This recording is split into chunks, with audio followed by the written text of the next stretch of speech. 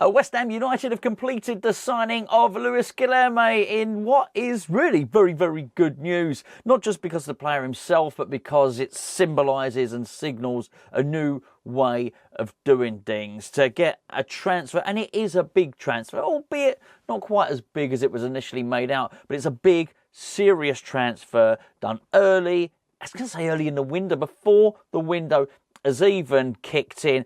This is how it absolutely should be done. What I really like about it is Tim Steidten's close confidant, as we'll call him that, as Fabrizio Romano, has praised Steidten and very much come out publicly and said this was Steidten's signing. That mirrors exactly what the club said last week. Do you remember when there was all those odd stories going around that Steidten was under pressure, that if he didn't get the Guilherme deal over the line, he'd be sacked? It was a load of nonsense. We spoke about it on this channel. A load of really sort of bad press and bad publicity surrounding the club and Steidten himself. And the club came out and they're not always great at doing this, but they headed off that speculation at the pass and said, no, this is not the case at all. Steidten has the full backing of the club. There was a rumour that Sullivan had come in and undermined the deal because it was too expensive. It was a case of, no, that's not happening.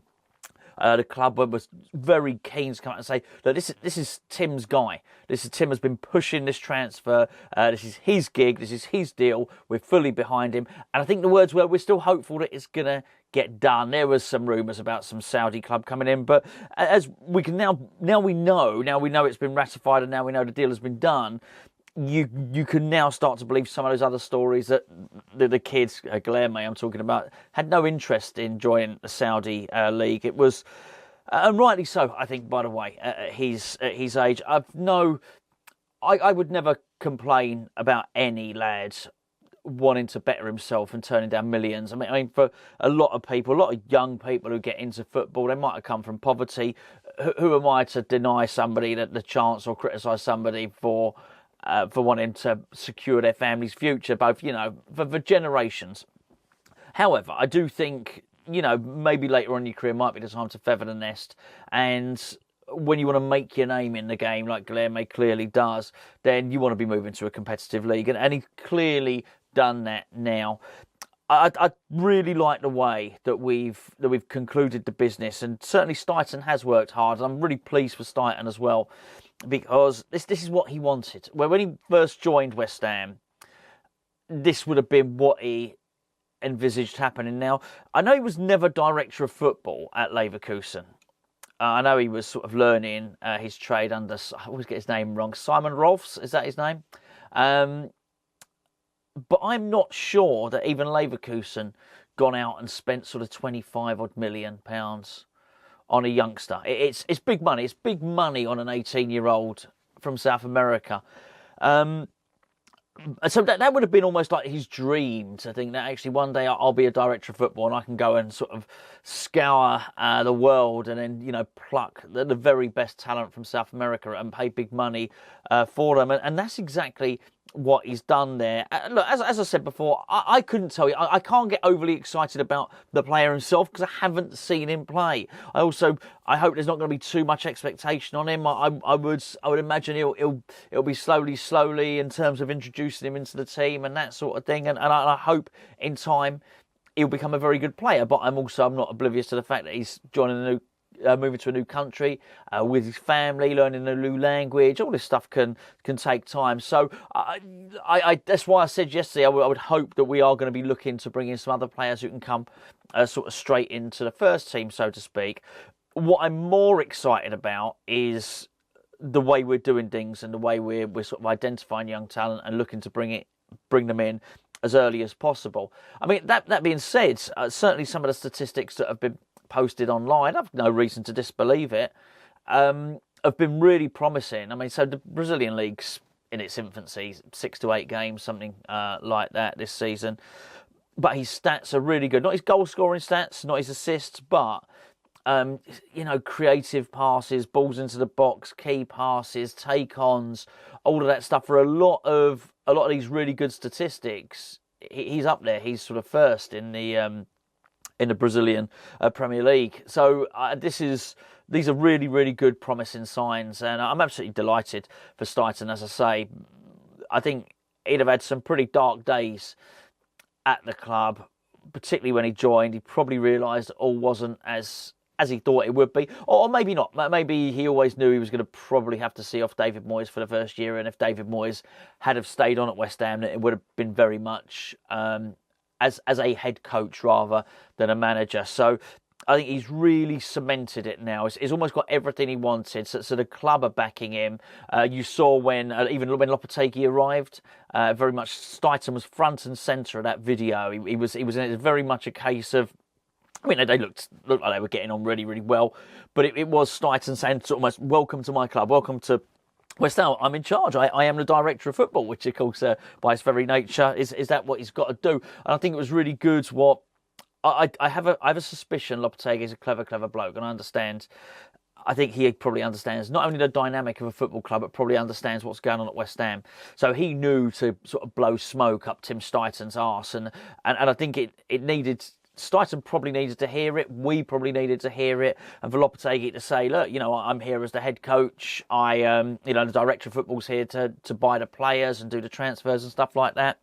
I mean, I did actually have a bit of video planned to talk about Alex Garcia coming in, but it appears that that's not going to be happening anymore. The reason that was quite important was that Lopetegui would be able to bring one of his players in, and I feel that is key and that's important. It may well be that turns out to be Max Kilman now, although the £45 million price tag seems a little bit excessive, but this is good news. This signing is very, very good news for Tim Steidten, and what we need to see now is when the season starts, is we need to see this lad being played. And look, I don't mean starting ahead of Bowen or starting ahead of Kudus, but being brought on as a substitute. I think the moment you do that, you've got that extra layer where everybody at the club probably breathes a sigh of relief. You've got the new coach using the talented youngster who's been brought in by the director of football, and the director of football who, of course, has been put in place by the ownership who want to move to this new continental model. We're giving the lad every chance to settle in by doing this transfer deal early. We really are, and it's good. It's good. He's even got a few weeks before pre-season training starts. He's got a few weeks to get himself sorted. I've no doubt he'll probably jet back to South America, sort his stuff out, and then come back again. I mean, after all, it is in the Brazilian season, isn't it? So maybe he's going to get a little break. But they've probably just had one not that long ago.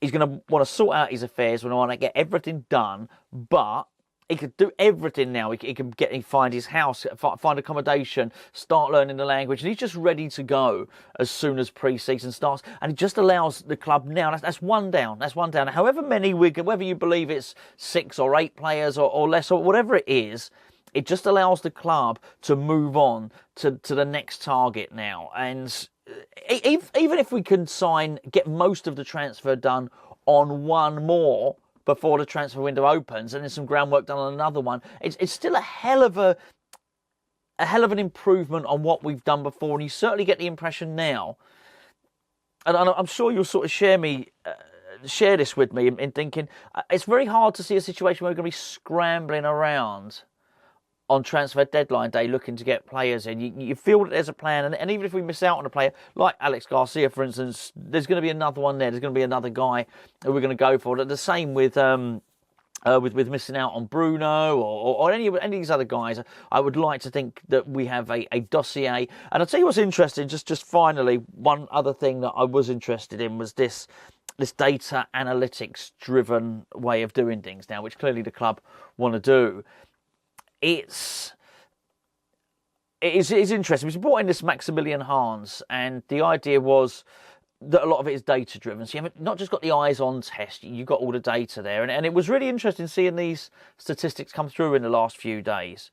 And it was a lot of the stuff that Guilherme had been doing, he was sort of registering first for in the Brazilian league, as I said earlier on in the video. And I thought, I wonder, that's not going to be any surprise to the data guys and the number crunchers there. So if you really look, it's really important that this transfer works out for everyone, for West Ham, for the lads, for Steidten, for everybody, because if we make this work, then actually, just in terms of us having confidence within the club, having confidence within the system and the project, think, hold on a second, this scouting in South America lark actually works. And for too long, we've seen, as I mentioned before, the Portuguese clubs do it really well. Even clubs like Shakhtar do this stuff well, don't they? They seem to go over there early and get these players. But as I say, I'm not saying that I'm looking at him and I'm deciding he is the best, one of the best young players in South American football. It's not me saying that. I don't know. I don't watch enough of it.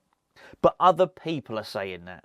That's what other people are saying. This is one of the best, brightest young talents in South American football. And if that's the case, and we've gone and got one, then well done everyone at West Ham.